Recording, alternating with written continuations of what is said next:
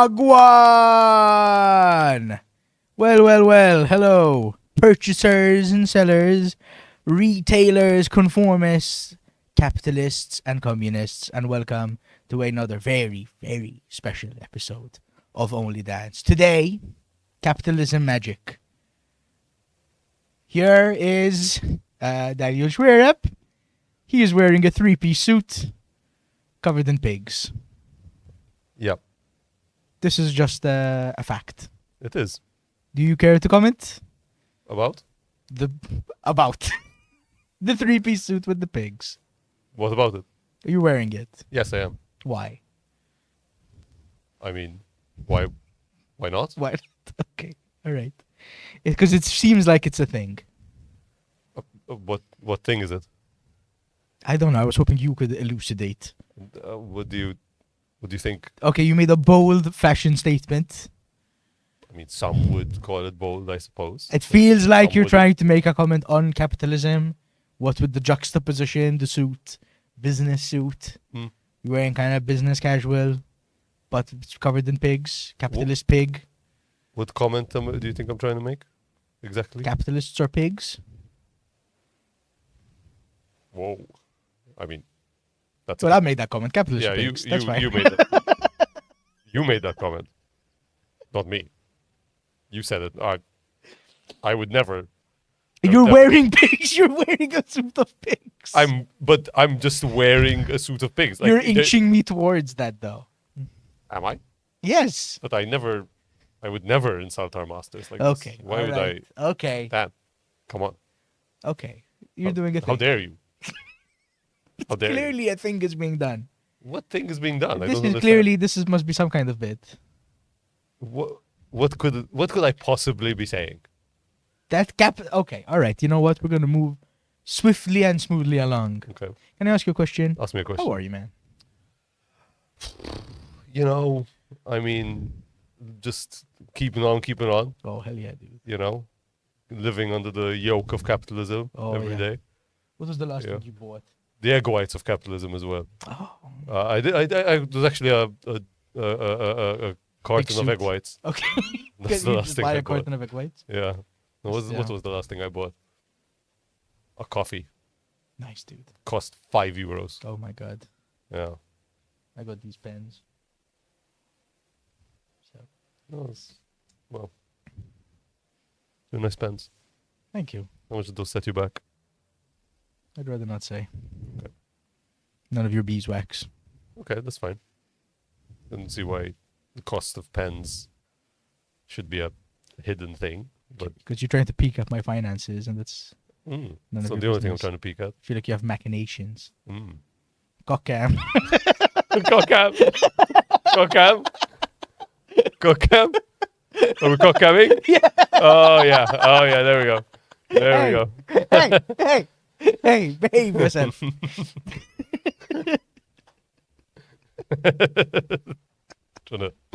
We had a how are you? Well, I know how you are. Okay. I know that you're very excited and full of, let's say, love Sure. after we had a recent uptick in views on Instagram. Yeah. And you got say hi. Why don't you say hi to our new Hello. listeners?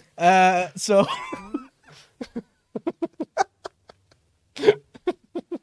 we recently posted a video on Instagram where I was sort of waxing philosophical about what it is like to be fat. Right? Fat. Very very touching. Yes. You know, Yes. just fat, Just fat. just fat, nothing else. Nothing else. Just fat. Apparently, many other things were implied in that, however, because I received an influx of followers, over 250, very overtly fat homosexual men Yes. with names like Bear Steve, Chubby Guy Paul. Yeah. I think out of those 250, maybe 3 or 4 followed me. Yeah. A lot followed the general page, but most of them just followed you. I have a question to these bears. Yes. Am I gay? Is that what's going on? Maybe they see something in you that you don't. Apparently, because the people have spoken, and they have reached a consensus where they're like, yeah, there he is, the fat gay guy. Yeah. So apparently, I might be. You might. And because of this, we have decided to institute a cock cam Yes. to please our new viewers. We are nothing if not endeavoring to reach product market fit here. Don't get us wrong. We are so happy about this. Oh, we're incredibly We are happy. thrilled about this.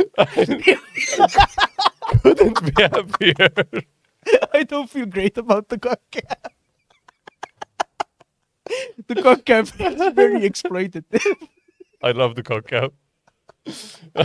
I got a hog on me today. All right. The you know what I am in gay culture, because you would obviously be a bear, Sure. right?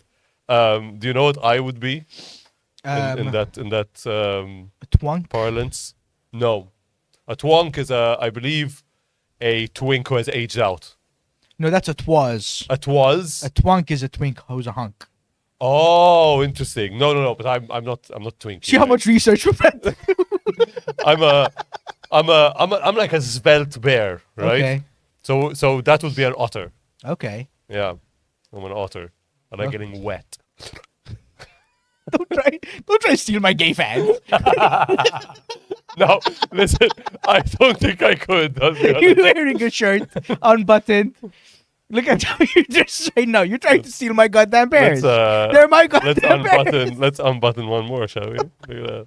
Maybe show a nip. Look at that. I am an icon in gay culture, okay? You have to find your own niche. Trying to steal my bears. Jealous of my bears. Jealous of your bears. No, I like wildlife, Dan. Can I say as well? Is that illegal? I did not start off with many followers at all. So now it's more than half. Way more than half. So it's the majority of It's my like 75% of your followers. followers. Just fat gay dudes. Okay, so that's the life update. Yes. Thank you, by the way. And the cock cam is all for them. Yeah, the cock cam. So it's all for you, It's all for baby. you guys, man. Do you want to start the show and tell? Sure. Yeah. What do you have for us today? Well, okay.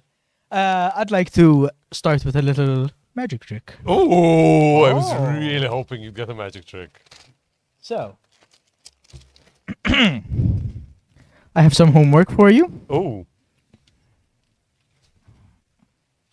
Please, if you would, describe an alpha. Use this emasculatingly small pen. and I'm describing an alpha like a Go with your gut feeling. Okay, I'm not going to give you any more. but like a information. human alpha. Go with your gut. Okay. Just write down the first 5 or 6 words you think of, Okay. and read them out to the crowd. Okay, I'm gonna have to. Straighten the cock. Okay. He is drawing a penis.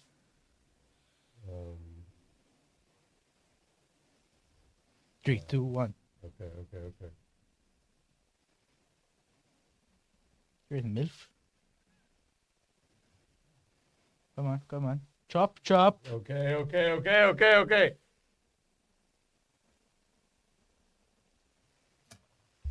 I hope you're not doing bits. I know I'm not doing bits at all. Okay, what did you Just write, one bit. please? What did you write? Before you said 5 or 6 words, I was just gonna draw a big alpha symbol. Okay. But then you said 5 or 6 words, so I'm like, okay, I guess I have to Terrible write fucking magician's assistant. does that. stuff. I wrote mensch, Sure. I wrote strong, Yeah. I wrote kind, and I wrote friendship. Okay. Why kind and friendship? Kind because if you're an alpha and you're not kind, the structure which you create is unstable. And say with friendship you need to create alliances in order to be an actual alpha. You can't just stand alone, because it doesn't matter if you're a really big monkey, 3 slightly smaller monkeys will come and tear you apart. Okay. Any other words will come to your head when you think of an alpha? So how about this stereotypically when you think of a stereotypical? Stereotypically within our fallen culture. What is a stereotypical alpha? Andrew Tate. So describe that. What kind of traits? Toxic, muscles, Mhm. sunglasses, Bugatti. Yeah. Okay. All right. How relationship with women? Relationship with women, Monogamous, would you say? And non-monogamous. okay. Non-monogamous. Okay. Wish you didn't have to be such a smart arse about it. Okay.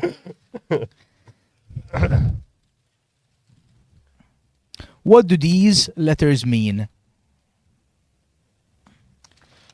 What do these letters Do mean? you have the embarrassing pen? From, Again, gotcha. Don't okay. overthink it. Don't overthink it. For our foreign viewers, there's probably most of them. These are two words in Maltese. Exactly. So could you just read them out? From me, minni, from Mhm. me, lilek to you. Perfect. Thank you very much. You can just put that with the other one. I folded the other one. Is that You okay? can put the other one. This one as Okay. well. Okay. Should I?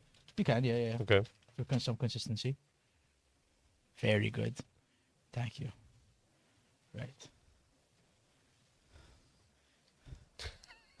Which are the weird letters? Which are the weird letters? Is it which or where are the weird? Where are the weird letters? Where are the weird? Where are the weird letters? You have the embarrassing pen. They're all on the paper. Embarrassing Oh my pen. God. Where are the? I mean, Gut feeling. on the paper. Gut feeling. No. Don't be a smart ass. Where are the weird letters? Circle them.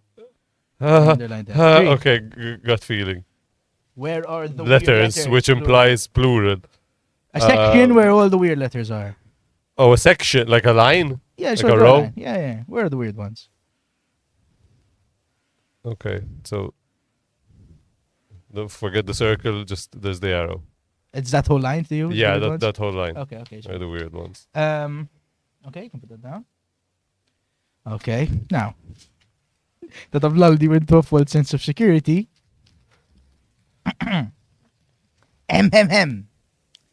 Our story starts in ancient Egypt.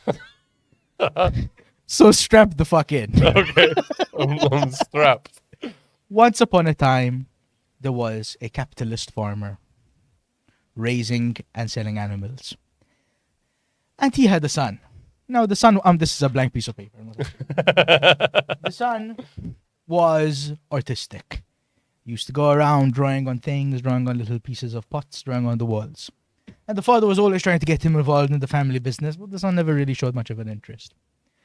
Now, one day, the father's neighbor came and wanted to buy some livestock. And the neighbor was complaining, every time I buy livestock from you, the city guard of ancient Egypt always come and accuse me of stealing because they're seeing my numbers of cattle are growing. But really, I'm just buying them from you. I wish I had some way to prove that I was buying these animals and not stealing them. So the father says, hey, I know what I'll do. My stupid son is always drawing fucking animals. Son, come here. Why don't you draw the animals that our neighbor is buying and we'll give them to him as a receipt so that when the city guard come, he can prove that you're the one buying them. So they started implementing the system. Soon, all the other customers wanted the same treatment. So the system of drawings had to become a little bit more complex. So for things that the kid couldn't draw, for example, a name of a person, they said, okay, just draw a picture for the first sound of that name, right? So for example, your name is Dan, right? Yeah. So to draw the name Dan, we can say, okay, what starts with a D? Door. So I draw a door. What starts with an A? Apple. Draw an apple. What starts with an N? 3, 2, 1. Say it. Come on, just say a word that starts with an N. A nail, Nail. exactly. So we can draw a door, an apple, and a nail. And this would mean Dan, right? Because if you know the word for door, apple, Yeah. and nail, you would know, oh, so that means no, right? So this became so popular that all of a sudden, this farmer was the most sought after business in town because he was the only one offering these receipts. So other farmers started to copy what he was doing, but they didn't have artistic sons. So they would have to draw these things themselves, but they weren't very good. artists, right? So they would just draw like kind of shitty door, shitty apple, shitty nail. The Phoenicians, strap the fuck in, All right. begin trading with the Egyptians because business is really starting to boom. And the Phoenicians go, oh, we kind of like this system. You know, we also have doors and apples and nails, so we can draw the same pictures. But we're sea folk. We're not good artists. Let's systematize it. You know, let's have this specific drawing means door. This specific drawing means apple. This specific drawing means this. And they began to trade with all of the Mediterranean, including the Greeks, who really liked the system, and began to take these drawings and use them for their own sounds, their own sound for their own words, but using the same drawings, right? They changed a couple, added a couple. The Greeks began trading with the Romans, who then took over the whole world, right? Mhm. The Romans also adopted the system, added a few pictures of their own, simplified them even more, made them a little bit more symmetrical, right? And ended up with the drawings A, B, C, D, E, F, G, H, I, J, K, L, M, N, O, P, Q, R, S, T, U, V, W, X, Y, and Z. boom, baby. And thus the modern alphabet was indeed born. Now, the livestock that that farmer was trading was a specific animal, right? You can guess that animal. I'll give you a hint. It fucks cows. A bull. Indeed, it was a bull. Mhm. So, if you weren't such a smart ass about it, this would be a lot cooler. But the word for bull in Phoenician was aleph. Uh-huh. So the drawing of a bull was called an aleph. Taken by the Greeks, they called it an alpha. Right? Uh-huh. So to draw an alpha, so we can kind of just like, let's start at the head, and that's the eyes, right? And that's a bull. As you can see is, can we see this? A letter A. Yeah. So magic trick number one, when I say describe an alpha, what I'm really saying is in Greek, describe a bull. Muscle strong, kind friendship. Because he's a fucking pain in the ass. But if you're playing at home and you had to traditionally describe an alpha, you would probably say that an alpha is what? Not unmonogamous, muscular, powerful, Yeah, obnoxious, yeah. stubborn, Wears sunglasses, drives a Bugatti. drives a Bugatti, right? Yeah. All traits of an aleph, a bull. Yeah. Yes? Number two. The Phoenicians, right? Use certain symbols to denote possession and direction of the travel of goods, Mm-hmm. right? So they had a symbol for from. It is from here. Mm-hmm. And the symbol for from was water, right? Because it's like saying from the waters of Egypt. Yes? Because the river flows and it comes from here, it ends up here. From so the there's from a flow, and they're right? trading all by water, right? Yeah, So it's yeah. From which port is this? From which waters is this, right? They had a word for two.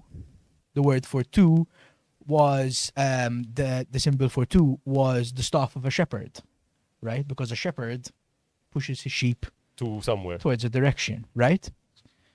They had a word for mine, possession, which is a hand, like this, mine. They had a word for yours. This belongs to your possession. Also a hand, but this time going out like that. Oh. So when I say, what do these letters mean? You, being fluent in both ancient Greek, ancient Egyptian hieroglyphs, as well as Phoenician, you took this to mean, oh, of course, in Maltese, Minni, Maltese is a Semitic language. Minni means from me. So from this M, these letters really is what you're describing. Mm-hmm. M, as you can see this. What is this? Perhaps waters. Oh, yeah. That's, and I mean, is it also the symbol for Aquarius, I think? Or similar? Indeed. Yes. Yeah. It's just a drawing of water, right? Yeah. And this I, you could kind of make it like there. Still an I. It's like a hand, right? Yeah. L. Take this L, turn it upside down, add a little curve, and now Oh, it's a shepherd's thing. it's a shepherd's crook, you see? Yeah. Kind of think a Wow. shepherd would hold. Yeah. K, kappa, and cuff, meaning palm of hand. That's a K, right? Uh huh. You see? Now it's a hand, Yeah. giving it to you. When I say, what do these letters mean? I'm really talking about these letters, which just mean symbols that have basically remained unchanged. And Wowzer. since we speak a Semitic language, even the actual semantic definition remains unchanged. Now, here's an interesting one. When I said, where are the weird letters? Yeah. Oh, and I fucking thought you'd circle Q as well. That's very interesting. So tell me, where are the weird letters? It is this bottom row, right? Yeah. Okay, so what does weird mean? Different? Aberrant? So actually, I just looked up the etymology of weird recently. Please share. It means magical, like the Weird Sisters in Shakespeare. Okay. Weird meaning WYRD. That's the origin. It was used to mean like this magical person. this Isn't weird that person. wonderfully serendipitous? Yes. Now you have pointed out this bottom row as being what? Different Mhm. from the others, right? Mhm. And I'll tell you exactly why. It's because the entire alphabet from A to T is the original Phoenician alphabet. The only motherfuckers here really is J, which is an adapted I, adapted by the Romans, and G, which is an adapted C. They took the C and they added this line. So from K to G, right? So this is really the original Phoenician alphabet. This row, is all the Romans' weird fucking little additions, right? Because they took the letter U, this V and U. In fact, they're all similar. This is meant to be a peg, Okay. right? They took this and they had like other sounds to make for. So they made the W, they made the U versus the V. They added a little slant and they made the Y, right? X was their own thing. And then Z actually is a Semitic word. This was a drawing of a weapon, an axe, originally. Wow. Yeah, wow. That was removed from the alphabet. Then the Romans added all these, but then the Romans started incorporating Greek words, I think, again, because they started reading old Greek philosophers. So then they had to add in the Z again. So they added the Z back, and that's why it came at the end, because it was then the last edition. Okay. But really, the Z should be here. That's where the Z originally was. They took out the Z and they added the G. But when I said, where are the weird letters, you correctly identified where are the Roman letters as opposed to the original Phoenician letters. Ain't that some shit, folks? Would you look at that? Now, that was all through, genuinely, the magic of capitalism. Where because this was all started by merchants and traders and ostensibly capitalists, up until this day, their secret system of codes and symbols that they used to write on their pots, to write on their receipts, to write on little pieces of bone, to keep in their records, has been passed down generation to generation to generation to where now you know it and didn't even know that you know it. Would you look at that? Ain't that some shit? Would you look at that, kids? The magic of learning. I did actually have to go to a stationery this morning and print out a piece of paper that said describe an alpha and the fucking look they gave me. I had Where to. they're like, oh my god, is this guy in the manosphere? No, I'm a gay icon.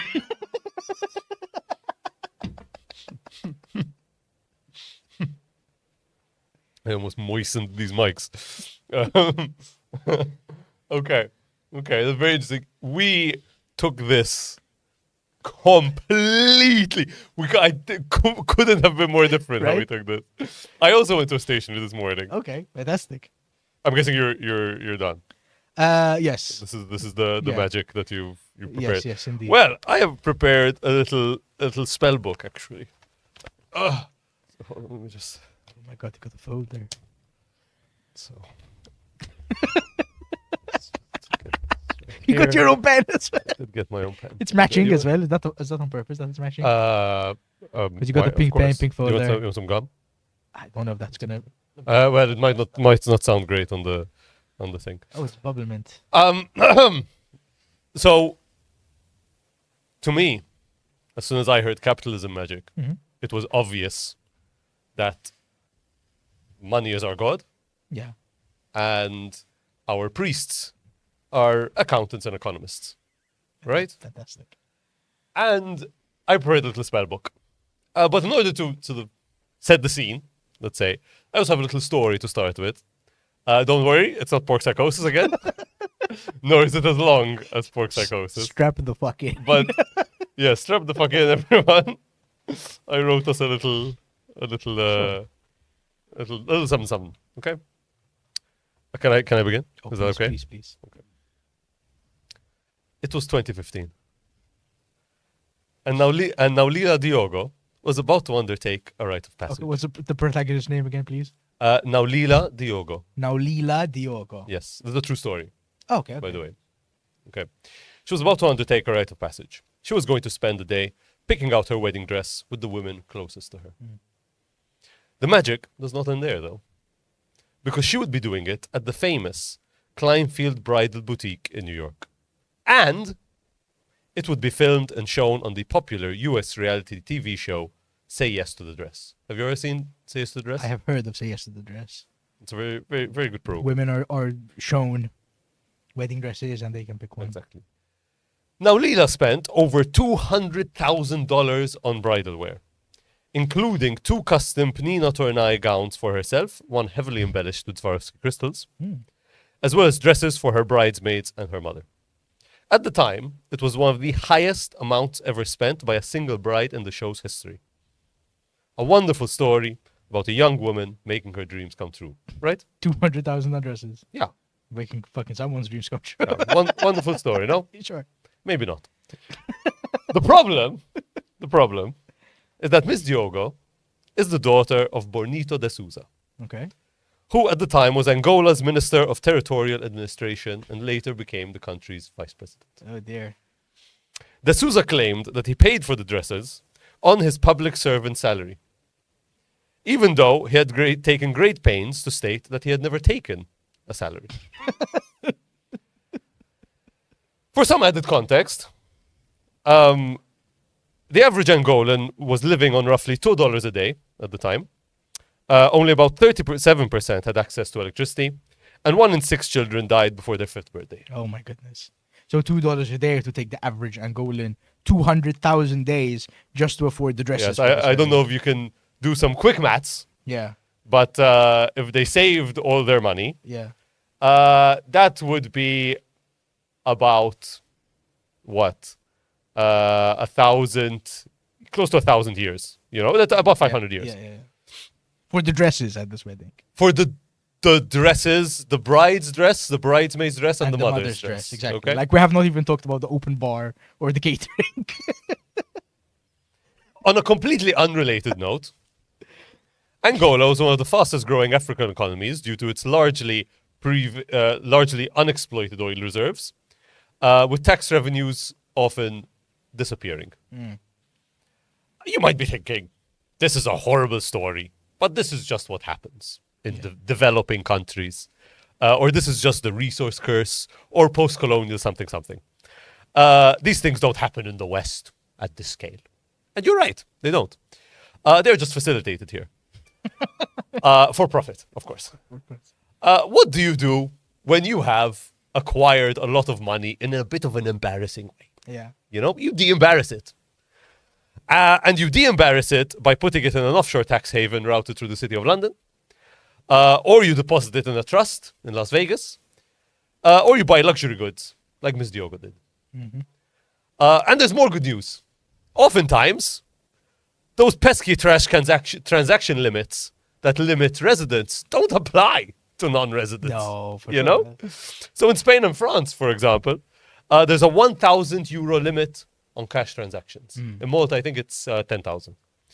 But only if you're a resident. If you're a non-resident, that limit goes up to 15,000 Ushak in France, and 10,000 in Spain. Because countries want to take other people's cash. Exactly. And for the intrepid geographer amongst us, you would know that France and Spain share quite a large border Indeed. and allow free movement of peoples Yeah. across that border. So if you are in Spain, you just need to cross the border, Drive down the road. drive down the road, and spend the 15,000 that you can spend Yeah. in France. Of course, there was in France they wanted to close this loophole, and the luxury brand high street shops almost rioted, because This is where we're making our best sales. yeah, It's from El obviously. Chapo coming with a suitcase. Obviously. And isn't that wonderful? Yeah. You know, isn't that great, Oh, guys? yeah, I'm sure a fucking watch that you wear on your wrist that tells the time just as well as your phone does Yeah, is worth like that's worth 500k. easily 500k. That's on the cheap side. And now there is no longer any doubt that the global financial elite have a stranglehold on the global economy. Economic equality, tax avoidance, and money laundering, as well as the reluctance rather than inability of governments to regulate against these issues, is frankly startling. Everyone knows that the wealthy and powerful play fast and loose with the rules. Indeed. But most of us, like me, assumed that it's at the very least difficult to do so, or there's some consequences if you're caught, right? Wrong. It's not hard and there are no consequences. Actually, I'm sorry. That's not exactly true. It's very hard to do so, and there are pretty hefty consequences if you're poor. Yeah. If you have enough money to hire the appropriate amount of lawyers and accountants, well, don't you worry, buddy. Listen, they advertise it on their website. Oh, Yes, they advertise the spells that they can cost them your money. on their websites. For example, what is known as BEPS, base eradication and profit sharing, base erosion and profit sharing. It does actually sound like a spell as well. Yes. This is an accountancy spell. So I have a couple of spells here that we can cast. So once this podcast becomes globally successful and famous, and we start raking it in, Enormously profitable. For these are the spells that we are going to be casting. sure. All right. So the mechanism is known as base erosion and profit sharing. Now the what I'm about to describe is no longer possible, but I'll explain to you why I'm telling you about it. This is an old spell. All right, it doesn't work anymore. It's called the double Irish with a Dutch sandwich. Oh my god. So the double Irish with a Dutch sandwich was a tool that shielded over $100 billion annually for US multinationals by passing royalties between 2 Irish subsidiaries and 1 Dutch shell company. So what would happen is you'd have a first Irish company. A US multinational creates this company and transfers all its IP to it, like software rights, patents, whatever, patents. However, the multinational manages and controls the subsidiary from a tax haven like Bermuda. So if you want to picture, there's Bermuda. There's the US multinational here. There's it owns an offshore tax haven in Bermuda.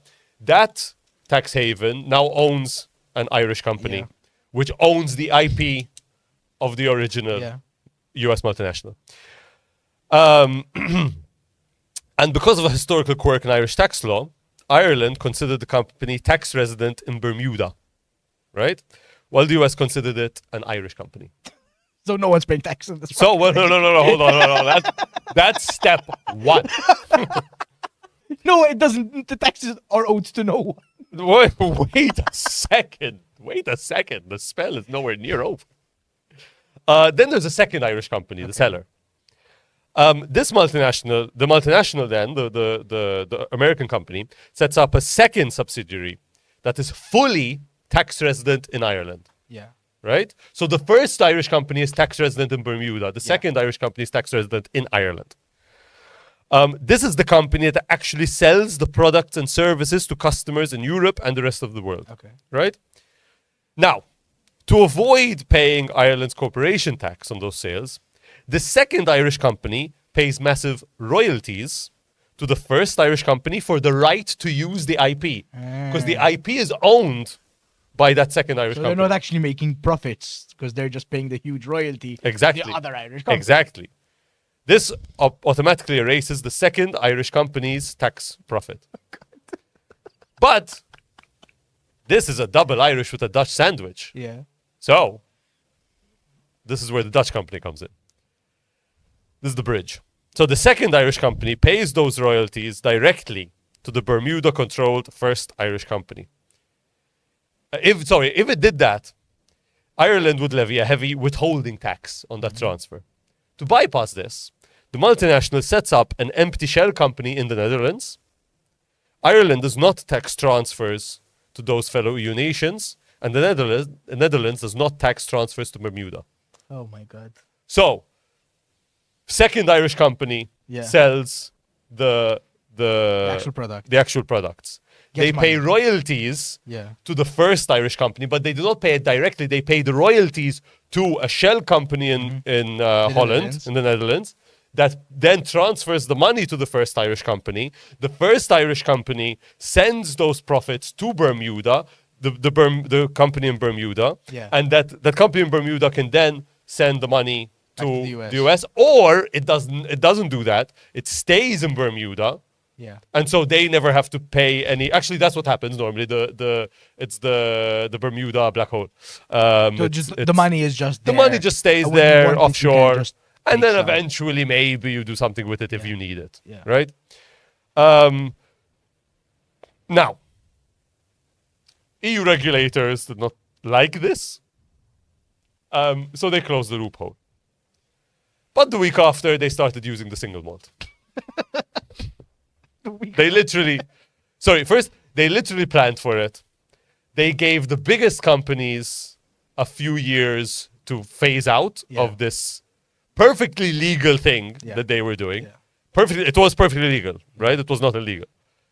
Perhaps morally suspect, but what's morality? So when the double Irish was shut down, companies simply pivoted. The single malt exploited a specific bilateral tax treaty between Ireland and Malta, where we are. We're the malt in the single malt. A company could generate massive sales in Ireland, but legally declare itself tax resident in Malta, which has virtually non-existent corporate tax enforcement on intellectual property assets.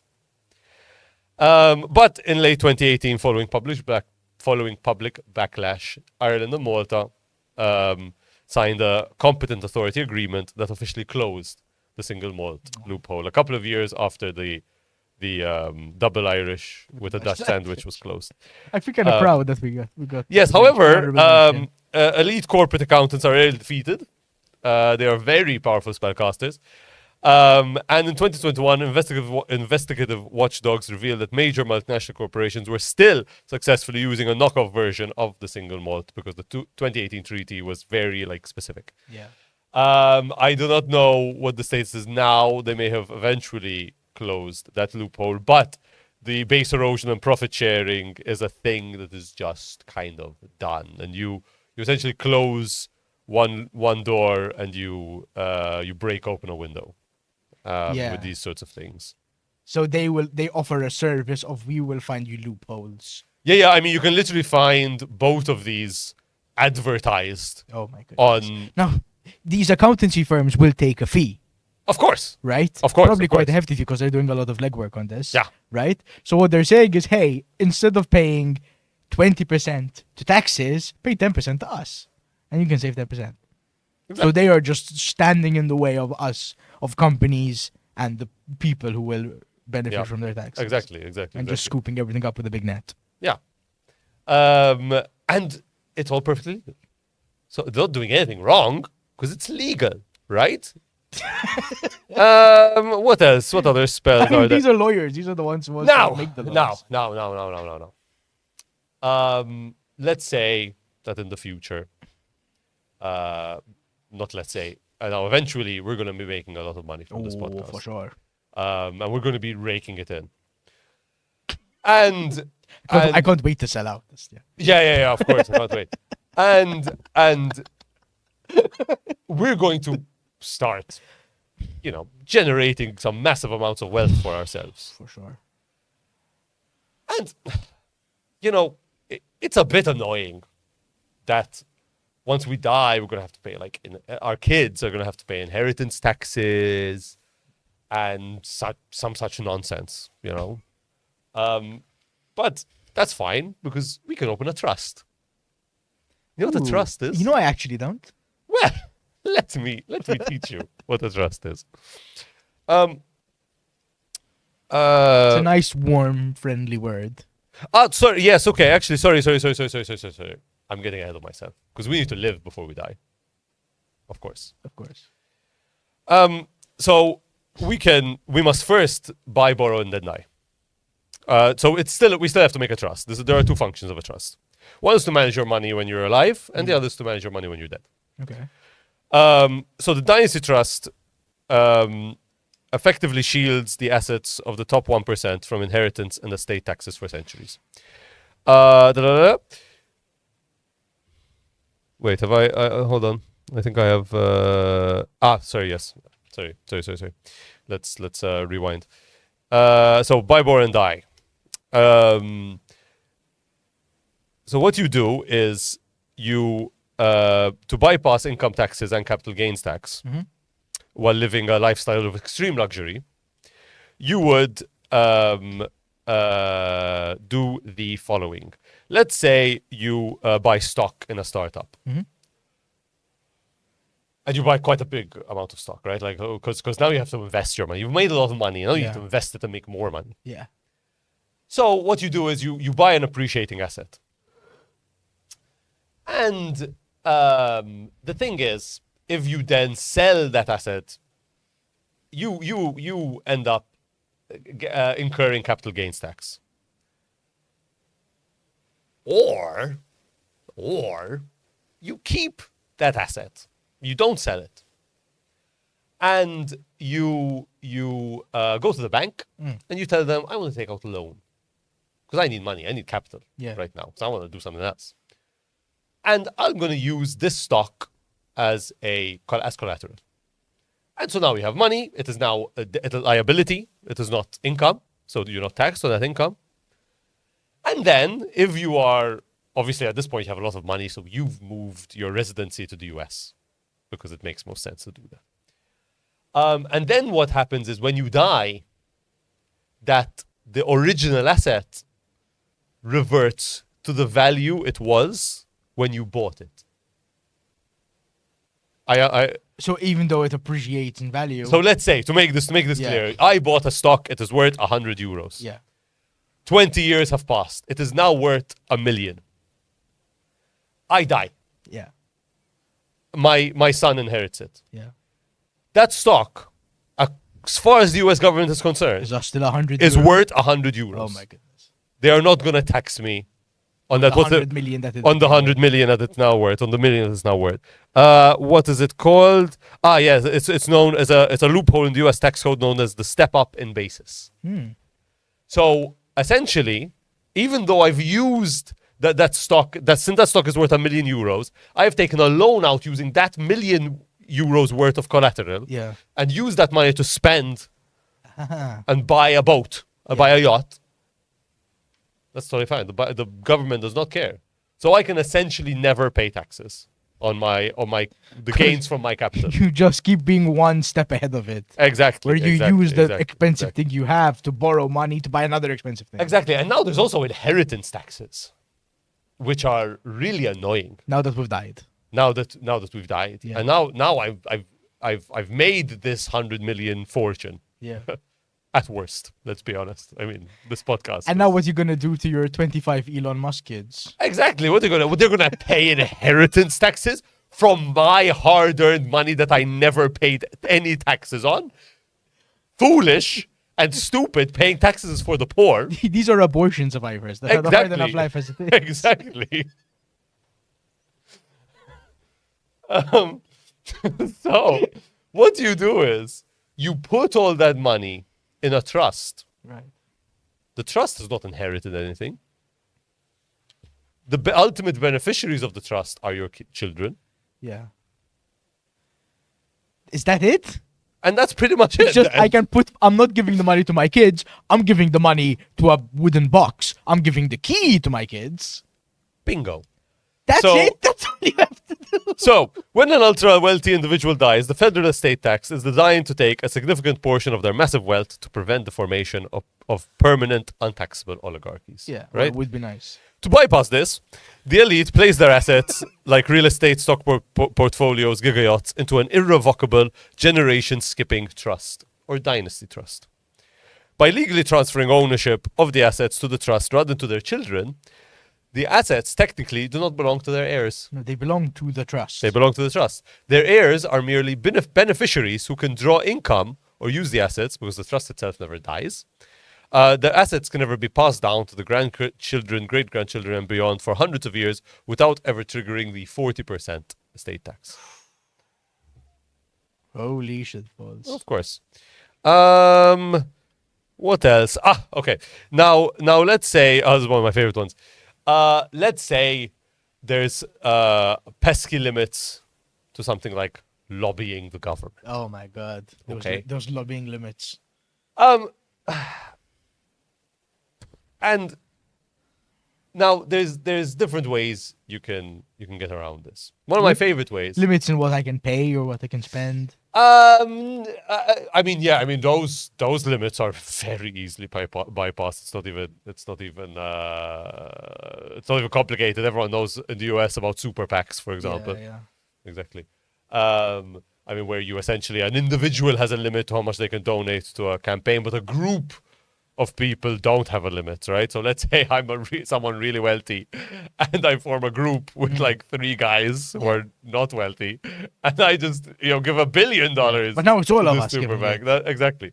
But anyway, Back to Elon Musk, isn't that? Keeps on popping up. no, there's other interesting ways. So why are they called lobbyists? You know why they're called lobbyists? They all meet in the lobby. And that's where they stop. They can't enter parliament. They're lobbyists. Oh, they they- wait in the lobby for parliament to exit. And then we'll come have a chat after. And then we'll come have a chat after.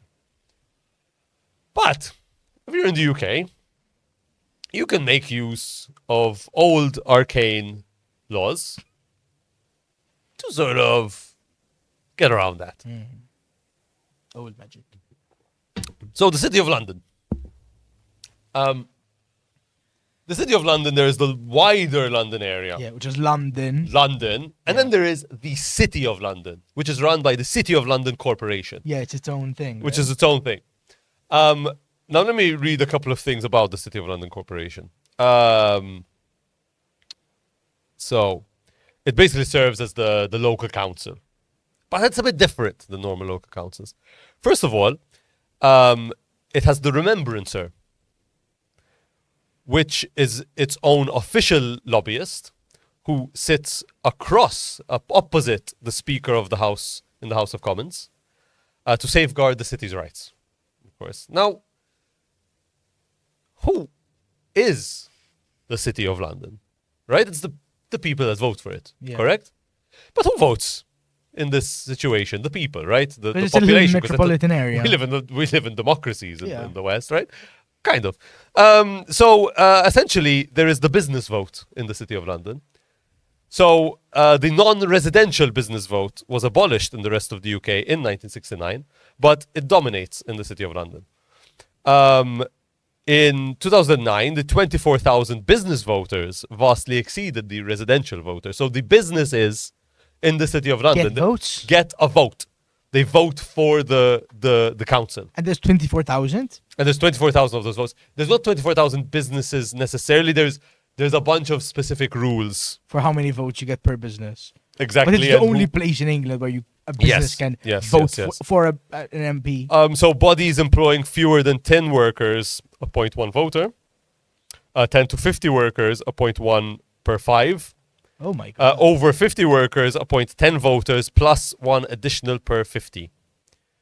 It's a capitalism democracy Yep.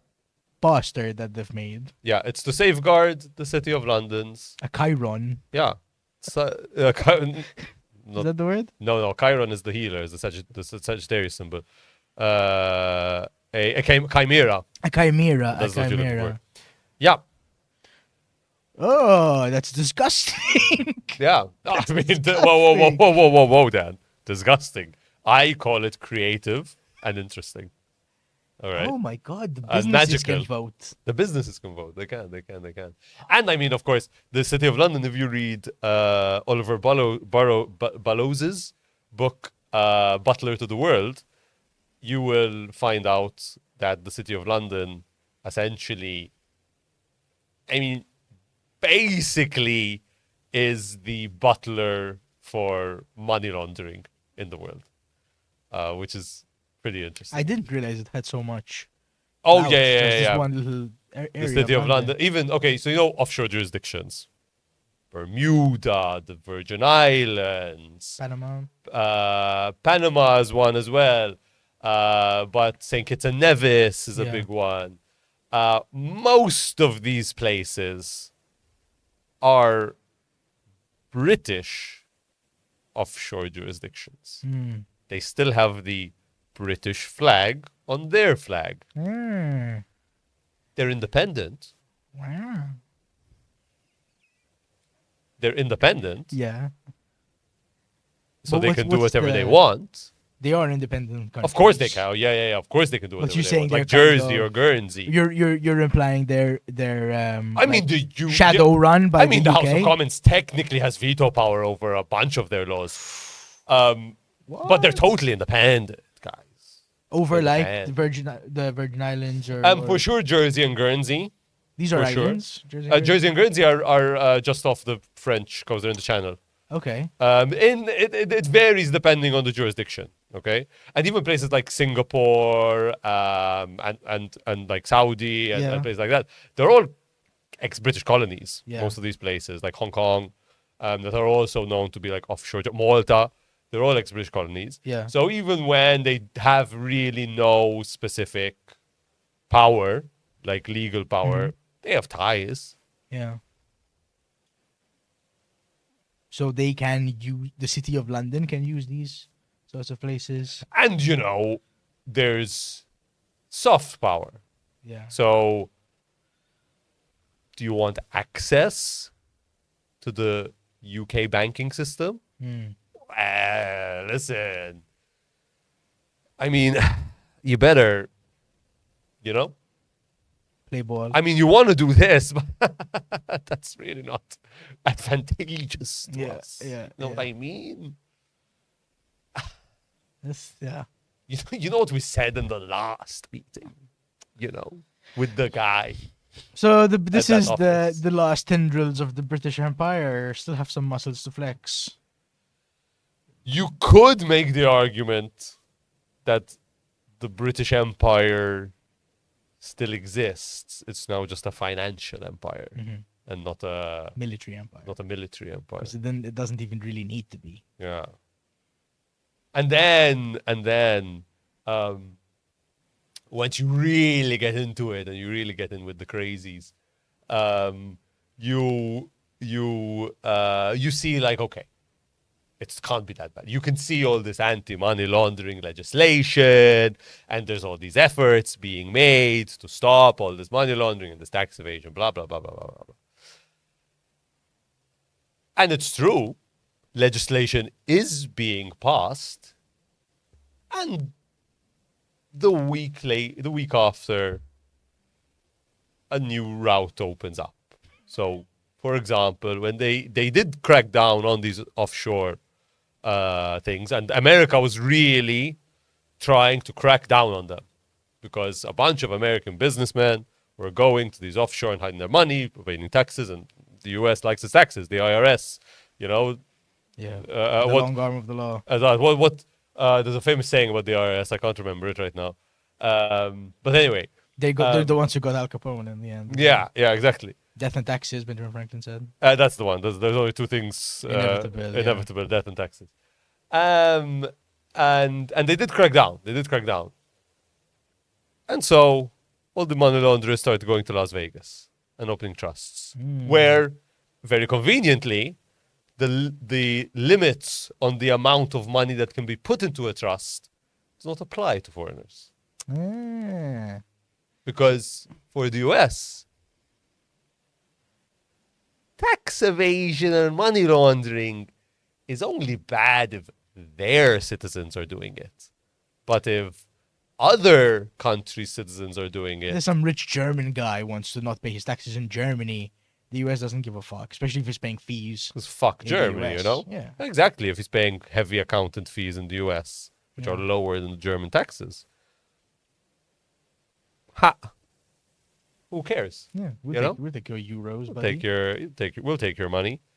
And then we can get into the history of the Bank of International Settlements, which is essentially a secret society, which is the central bank of central banks.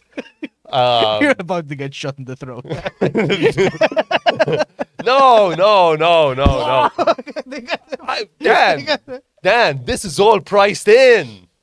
The people talking about it, everyone knows about this. yeah. It's an open secret. It's not like I'm telling you anything that people don't know. And I suppose even like the mere fact of people knowing is not even gonna change anything.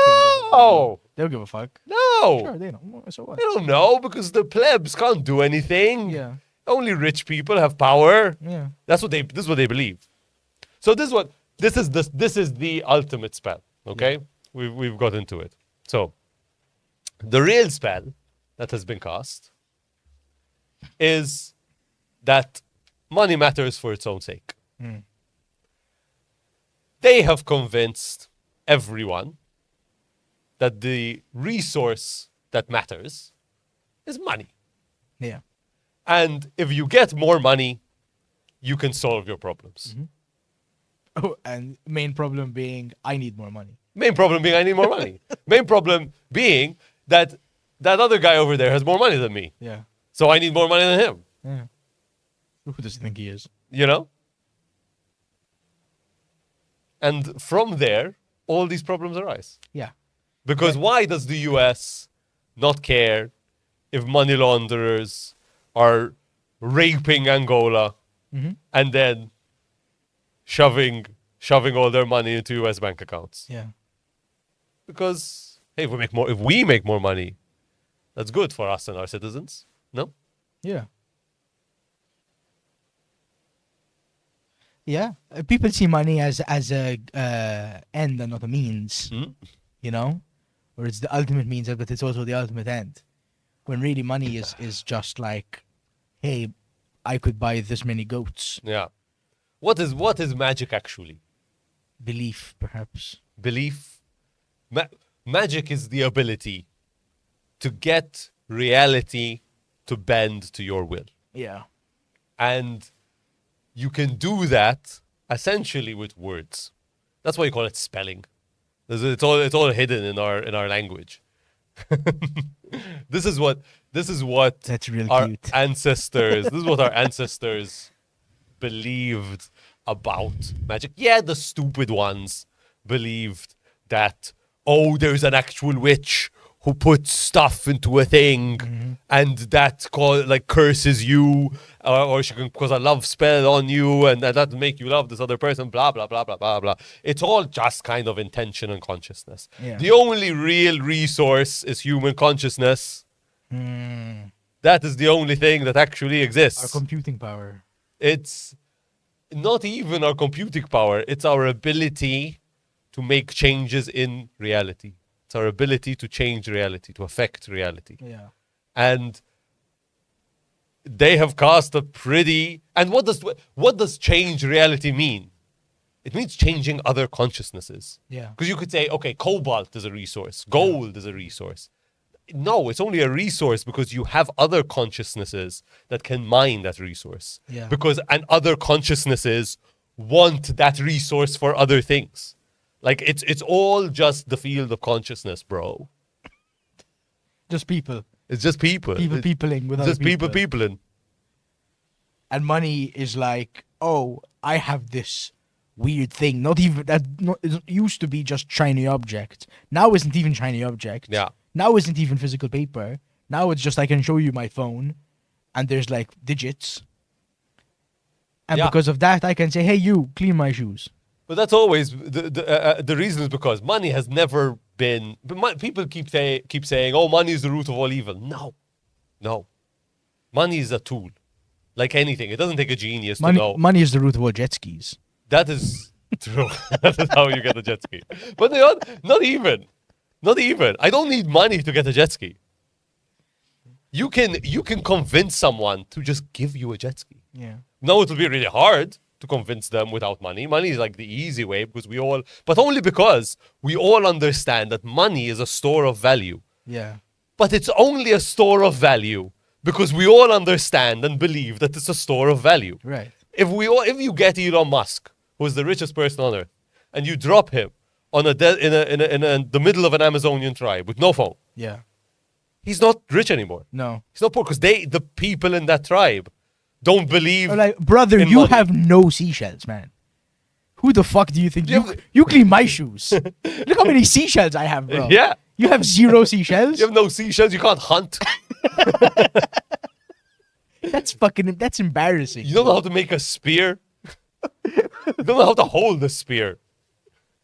You're useless, man. You're white. The sun is gonna fuck you up. Yeah, yeah. So And that's really what we're trying to say here, I think, is if you're white, the sun will fuck you so up. if you're white, the sun will fuck you up. But yeah, it's true. It's a completely imagined value. Yeah. It's the belief in it, which is then how like things like inflation and recessions happen. Which is not a bad thing as such. Like money, it is useful for us all to believe money has value and use it as a store of value, because without it, then we're trading seashells. And how many seashells can I hold in my fucking pocket? Eventually, we're gonna start Eventually we'll- putting seashells on a Yeah, phone. you would write down a piece of paper That saying, says- like, yeah, we have pretty much this amount of seashells. You know what I mean? And then you need someone to verify. Then that they're you have gonna that amount start of issuing seashells. seashell futures, and it'll be like, Exactly. we don't actually have this many seashells, but we can say you do. The issue is our ontology. Our ontology just means what we believe is real. Yeah. What we believe, where we believe value comes from. So if we believe that value comes from money, then we do things like we allow money laundering, or we elect people that allow money laundering, or we make decisions in our personal lives where it's like, oh, I'm not going to become a writer, even though I feel a calling to become a writer. I'm going to become a lawyer because lawyers make more money. Yeah. Or you tell your child, stop your fucking drawing because painters don't make money. Mm-hmm. You have to become a fucking doctor because doctors make money, Yeah. etc., so on and so forth. What we're saying is, don't be a doctor, man. Don't be a fucking doctor. They're useless. We don't need that. Sell heroin. I If like you're how going to they, take anything out of this podcast, don't be a doctor. don't be a doctor, start selling heroin. I like that we put all those rich people, doctors and lawyers. Like, doctors save all of our lives. Lawyers are fucking useless. Yeah. How the hell did they end up right next to doctors? Lawyers are the spell-casting magicians. Yeah, lawyers are the spellcasting magicians. Like, Yeah. they're complete charlatans. Doctors like, yeah, no, give them jet skis. Give them jets. They should have all our Maybe, seashells. maybe doctors should have jets. They should have all our seashells, man. I'll give them a whole box. I have spent the last 4 weeks reading about this shit. Brother, I learned Greek for this. That sounds vaguely interesting. Yo, I know what the petrodollar is now. Do you know what gamma means? Camel. It actually does. Like Does it Gemel. really? What does omega mean? So, I'm so glad you asked. So, there's Omicron and Omega. Mm-hmm. So, the Phoenicians had the letter O. You know what the letter O means? Mm-mm. Well, you will, because I'm going to draw an O. Oh my god, I'm gonna come. What letter is this? Oh. I. Yeah, it's a fucking eyeball. Oh, it's an eyeball, that's it. Yeah, it's just an eyeball. So, the Phoenician word for O is Ein. Mm. I know what this means. I. So I as in eyeball. Right? Yeah. So it meant ein, the letter ein, which we still have. Let's get to that. So it's an sound, right? The Greeks didn't have an sound, but they had an O sound, and the Phoenicians didn't have an O sound because they just used to write consonants. Mm-hmm. So they said, okay, well, since we're not going to use this letter, we'll take it to mean the letter O. But we need the letter O, and we need O, right? Mm-hmm. So you can say we need a big O and a small o, or an O micron and an O mega, which just literally means big O, small o. O micro, O mega. Okay. Interesting. Q. We never mentioned Q. Man, Q is the cool one. Yeah. Oh, and also I have to mention this because we haven't mentioned Nazis in this episode. Our, This really could be a drinking Miguel, game. our editor, just face palm. How did the Nazis come into this? So I mentioned the Bank of International Settlements earlier. The Bank of International Settlements was formed after the Treaty of Versailles, so after World War One, in order to facilitate Germany's payments for war debts. Yeah. But then and they were involved in a bunch of treaties in order to get it to pay its debts and this and that, and there were some other like minor functions that it was doing, like being a central bank for central bankers. So it was a place where the heads of the central banks Could send their money? No, so it was literally a place where central banks could borrow money from. Okay. Oh, And could facilitate transfer payments. Bank for the banks. Bank for the banks. But also, all the heads of the central banks would meet and still do meet there a couple of times a year in order to share information and this and that. All who are, by the way, public servants. But the land, it's in Basel, Switzerland. The land which it is on is not Swiss land. It is Bank of International Settlements land. It is extra-judicial territory. Yeah. And none of the meeting minutes are logged. None of them are recorded. Okay. Again, even though these are public servants and they're talking about how best to manage these economies. Pass me a biro, please. Now, Thank you, sir.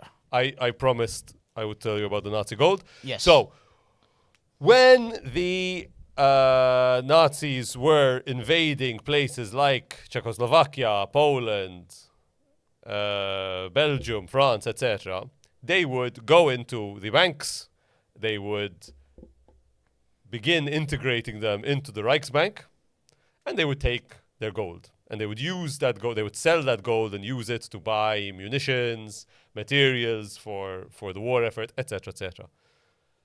When they first moved in to Czechoslovakia, they used the Bank of International Settlements to essentially steal the Czechoslovak gold.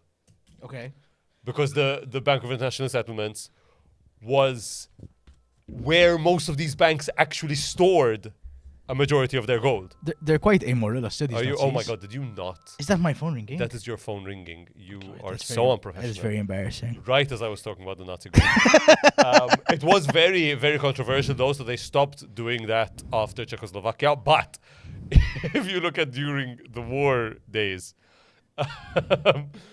I believe the board members of the bank, 7 out of 9 were part of the Reichsbank, were Nazis essentially. Okay. A large proportion of the bank was essentially were essentially Nazis, and yeah, essentially the Nazis used the BIS to gain access to the wider global economic system when maybe the global economic system should have been cutting them out to stop them from continuing the war effort. And then after the war, some people want to shut it down, but they didn't manage, and that's the BIS. That's a nice little secret society that exists. Still, that's out in this the day. open. Yeah, 100%. Basel, Switzerland. If you want to go see it, they have a big nice Every 2 office. years they meet. No, every year, multiple Every year? times. Oh yeah. And these are actually public. And they love it. They really they talk about how much they love going to these meetings because they get to meet other central bankers who are on their fucking level, who know what the fuck they're talking about, my and God. they have a rapport, Quick jump to Q. Yes. Okay. So, do you recognize what this is? Let me see it properly. It's a ball of yarn. It is in fact a ball of yarn. That's what Q is? A cup.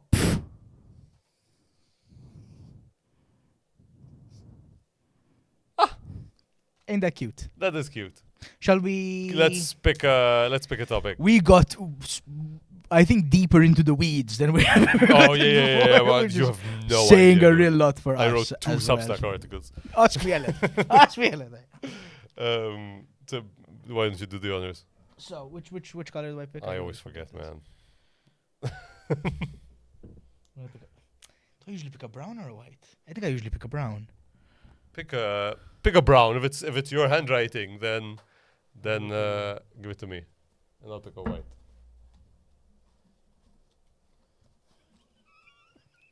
Are you a brown? This is a conversation that happened on FT's Island a couple of times. Which one is mine? Pick a brown. Pick a brown. If it's more your taste. Oh yeah, this is yours. So the last time, did I write magic or did you write magic? You wrote magic. I wrote magic. So you start now. Death. Magnetism. Oh. Magnetism came up. There's probably a couple of those in there. Death magnetism. Oh my god. I'll be honest, 2 of the deepest rabbit holes. Jesus Christ.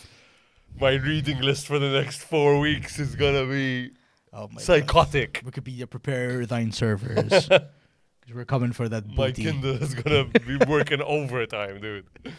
All right. Thank you very much, everyone, for joining us for Capitalism Magic. Yes. Please follow us on Instagram. Clothespeg Yes. dot eyeball. hook, hand, hook, Shout out to Bull. the Bears. shepherd, Official Doorway. OnlyDans. bull's head, Follow us everywhere. snake, Send us money if you can. dot, We're camel, not rich yet. eyeball, I want water. to avoid taxes one day. If you want, send me cash. I know how to launder money now. Thank you very much, Thank you everyone. very much.